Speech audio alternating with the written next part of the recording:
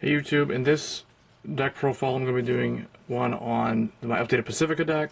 So this time around with Pacifica, rather than making her just be like a typical beatdown and gain some cards and get maybe like one extra attack, like a fourth attack in, kind of like Duo but with not as powerful of a draw engine, I decided to retool the deck and make it have access to Harmony in the sense that it can actually use the new Celebrate Voice Loris. So without further ado, we'll get right into it. I think the deck is actually fairly fun to play, but it is harder to build compared to a lot of the other Bermuda Triangle decks, especially the newer ones, because Pacifica is kind of an old card now, at least if you want to run this particular build. But some of the cards are kind of hard to find, like the Planet Idol Pacifica. This is the Somerset one that came out last year. There's another one which came out with Diva's Duet, I believe, which is an alternate art of this. It's actually the original art. And then there's the other versions of her, like this one. So 3 Planet Isle Pacifica. So she's a break ride essentially, but she doesn't really function the same way as typical break rides. She does also have a main phase in the Soul effect, to essentially get you. She's there to fix the cross ride, which is this one. So Eternal Isle Pacifica is the cross ride that came out when Prisms came out back in the day. So if you want to actually gain the benefits of the cross ride, you have to run the original Pacifica, which is Top Isle Pacifica. So I dropped one of the break rides so I could run 8 grade 3s instead of 9 grade 3s. So this is the lineup. So it's essentially 3 Planet, 3 Eternal, and 2 Top. So this is just a 10k Vanguard, so you don't really want to run more than 2 of these. I see some people running just 1 copy so they can get the potential for the cross ride. But riding this is not really that good, especially since I'm not running Madu in my Stride deck. She can still do stuff, but it's not really recommended. Other thing to note, that she does have a Mega Blast, and it is also a rearguard effect. But in this deck, because of the Soul Blast and stuff, you'll never see it happen. So that's just the Pacifica lineup. Didn't change a whole lot from before. Next, for grade 2s, so to give them access to Harmony, I looked at what Harmony cards I had available, and I looked at ones that wouldn't require too much like resource, like counterblasting and soul blasting. So Potpourri was the best way to go, in my opinion, because she doesn't do any counterblast stuff.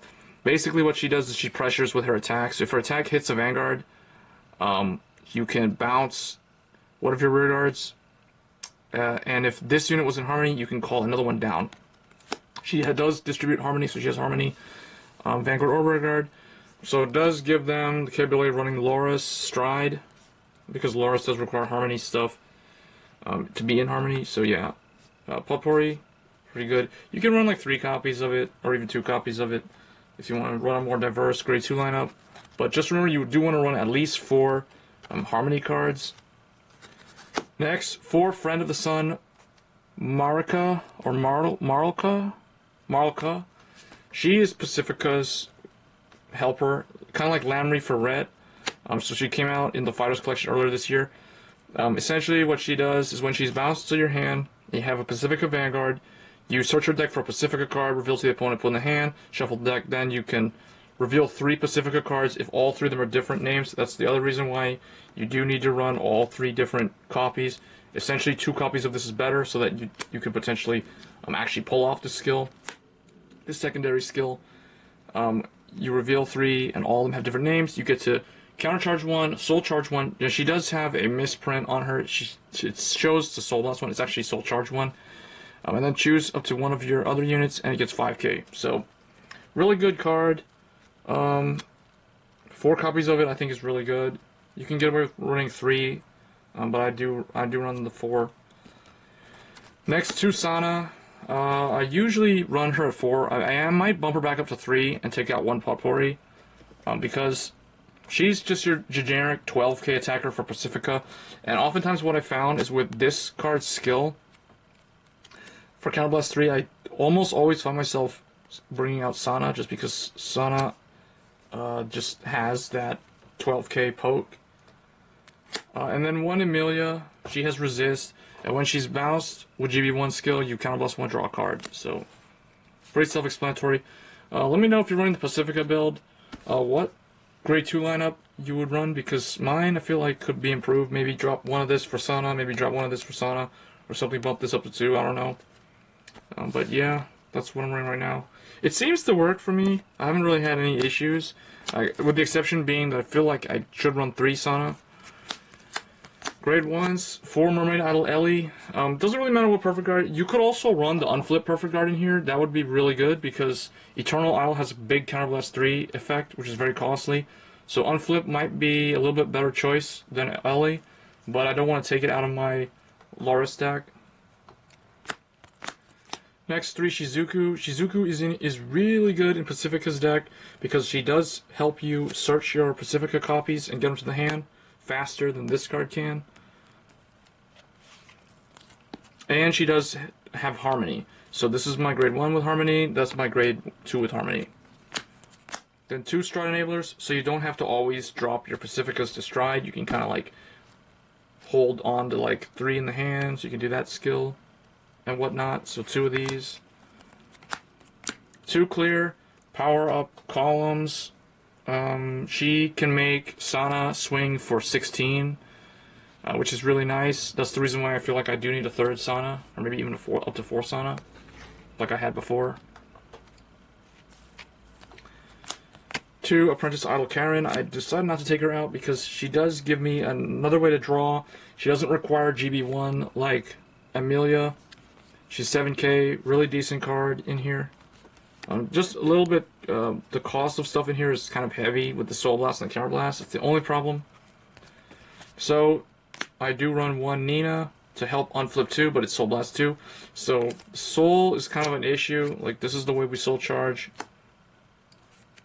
But there's a lot of things that Soul Blast, so that can be problematic.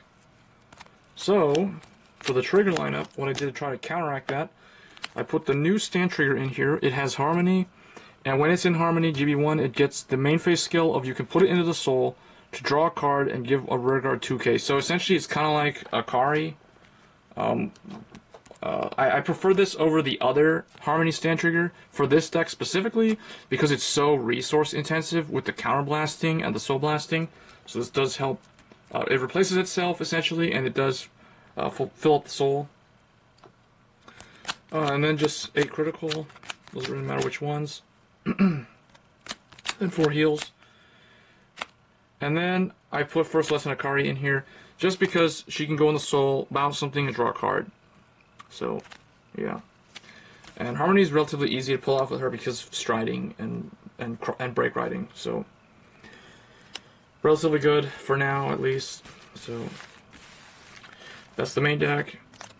For the Stride deck, 4 Twinkle Happiness Pacifica, so you can stride her twice because she does persona flip a copy of her. But she's really good at helping you get your Pacifica cards. So basically what you do is search your deck for a Pacifica. She does kind of what the grade 2 does, this card. And then you reveal 3 cards with different names. If all the Pacificas have different names, then she gets a critical. So she gets critical pressure. So that's why we run 4 copies of it. Then of course, for Olivia, just helps boost the deck a lot. 1 Loris, because it's not really that often that I found myself striding this. I could potentially run a second one because I do have 2.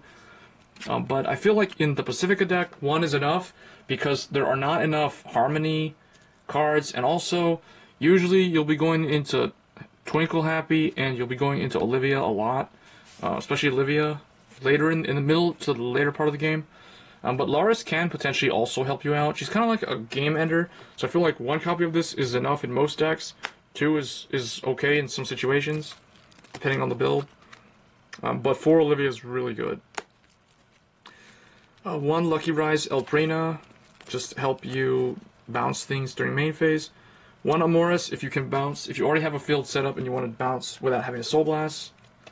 And 1 Somni, pressure on hit. This is the only card in the deck that has an on hit skill. Yeah.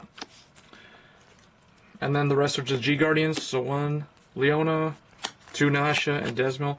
Desmil is good at protecting her. If she's on the field, you don't really want her to die because she's a key card.